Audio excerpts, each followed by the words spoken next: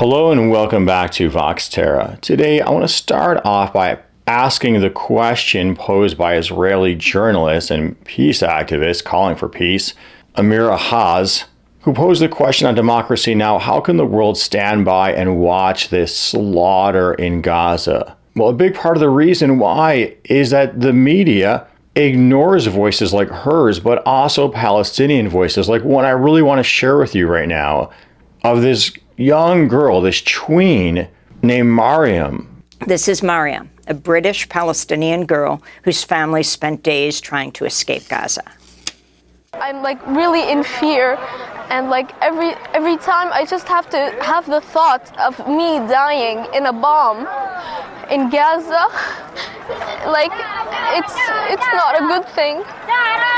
And every place I go to run away, and I just find bombs and I find dead people, and maybe one day I'll end up like them, but it's a really scary thing for me. Wow, did you hear that? I mean, if her voice was played over and over again to all the Americans on Fox News and these other places, what would they think about this conflict? Because this girl doesn't match any of the stereotypes. Her vocal intonations sound like she could be the tween daughter of millions and millions of Americans. Well, many critics have pointed out that it's these dehumanizing terms used by politicians have helped create the conditions for this slaughter, as people call it, to occur. Like one such voice, Israeli President Isaac Herzog. Listen to this quote of his.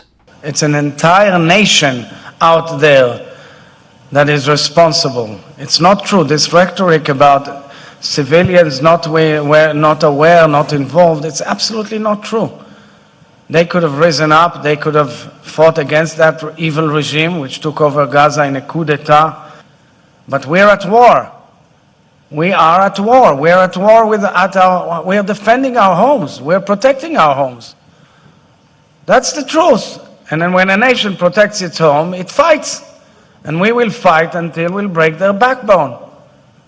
An entire population responsible. Well, please, my friend, flip that around in your head. No matter where you stand on this issue, anyone can make that argument about any population if they so chose. But next on the train of dehumanization, Lindsey Graham, American politician Lindsey Graham, long-term Republican senator.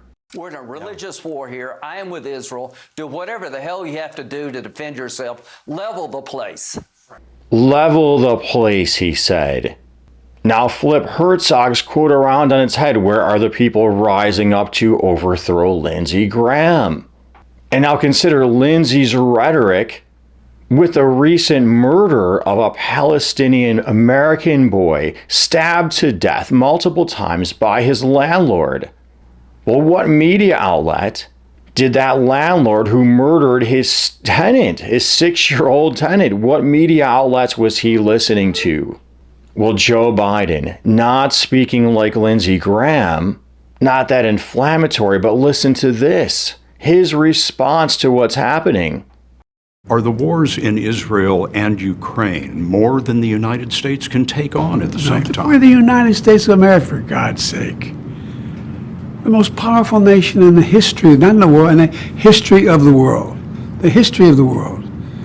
We can take care of both of these and still maintain our overall international defense. So the behavior he calls for the world's greatest superpower ever isn't to tamp things down, de-escalate, get a ceasefire, a pause, is to send more weapons. Noura El-Kat, described as Palestinian human rights lawyer and adjunct professor at Rutgers University. We have set up this situation where Palestinians are expected to die.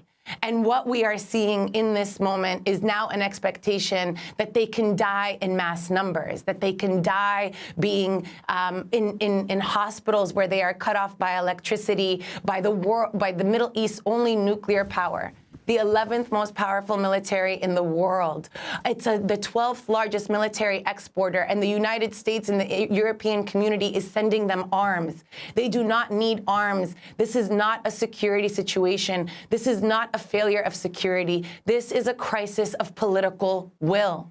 Nora, this is rather than normalize apartheid by inviting Israeli President Isaac Herzog to the Congress, Congress should have mobilized for an immediate imposition of sanctions in order to create a future where all people live, where all of us live, not just some of us. Sari Bashi of Human Rights Watch, an American and Israeli citizen. And for Americans who are confused by all of what's going on, I would suggest you just remember that very basic principle that civilians need to be protected, and then encourage your elected representatives to remind the U.S. government of that principle.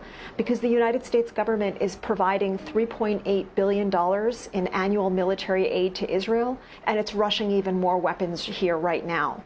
It has a responsibility to rein in the attacks on civilians, to call on Israel to cancel the evacuation order and protect civilians in Gaza, and to immediately restore humanitarian supplies to civilians. According to Yahoo News and Democracy Now! Again, the U.S. at the UN Security Council actively voted against both draft and proposed ceasefire resolutions. The United Nations Security Council has rejected a draft resolution calling for a humanitarian ceasefire in Gaza.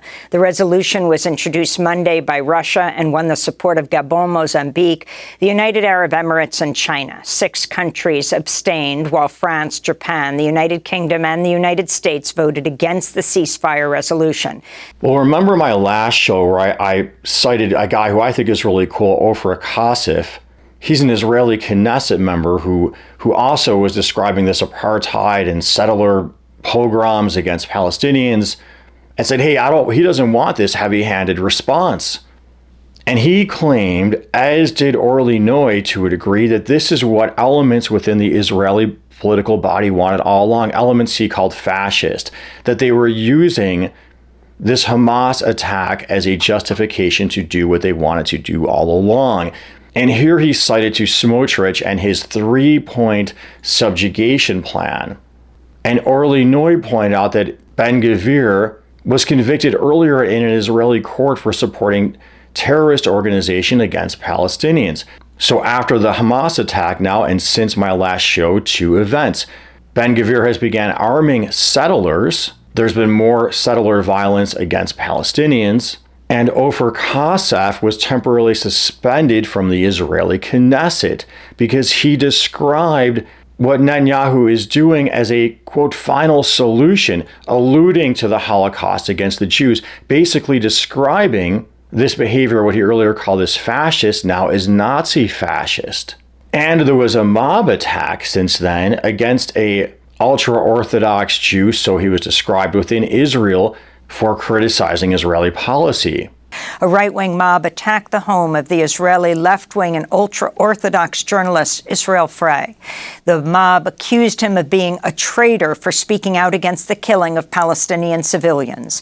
My point here is now to bolster what Ofra and Orly Noy were saying, that part of this is also repression against Israelis and benefits no one. And Ofra, interestingly, I want to point out, I discovered from reading up on this, is a member of the Israeli Arab Communist Party, and he's an elected official within Israel. So what I want you to do here is keep in mind that sometimes people are lured into violence. There's something called agent saboteurs, and that's something that has occurred throughout history. It was famous during the American labor movement, or it should have been famous. People trying to get the strikers to behave violently so they could be cracked down upon. Keep in mind, too, that Sari Bashi pointed out that $3.8 billion in annual U.S. military aid to Israel, but don't just think of this as simple Axis and allies. Consider the power of that military-industrial complex, as President Eisenhower warned about, within our politics and within our media. Those millions of dollars of campaign donations to American politicians that simply go unnoticed by our media, as do millions of dollars in fossil fuel donations, for that matter, too, underreported, under-talked about, ignored. And those are two industries that have been involved in a lot of intrigue, especially within the Middle East historically. So I would like people to be skeptical of the call to war, consider the hidden agendas at play, especially those financial interests. And blaming an entire population, as Herzog did, and that flying, so to speak, within the so-called Western media, or really our corporate-dominated news media, is really dangerous for everyone, because that argument can be flipped on its head in so many directions. You can hold any population to blame for almost anything if you create enough of a media campaign to do so. Well, hey amigo, I hope you found this video helpful, interesting. If you did, please make sure you're subscribed, you're clicking that there notification bell so you know when I'm putting up a new video, you're liking, you're commenting. Sincere constructive criticism welcome. Thank you to my two supporters at Patreon, Bella Gristy and Environmental Coffee House. Thank you to Esther C for encouraging the getting of the new equipment and the better microphone, hopefully.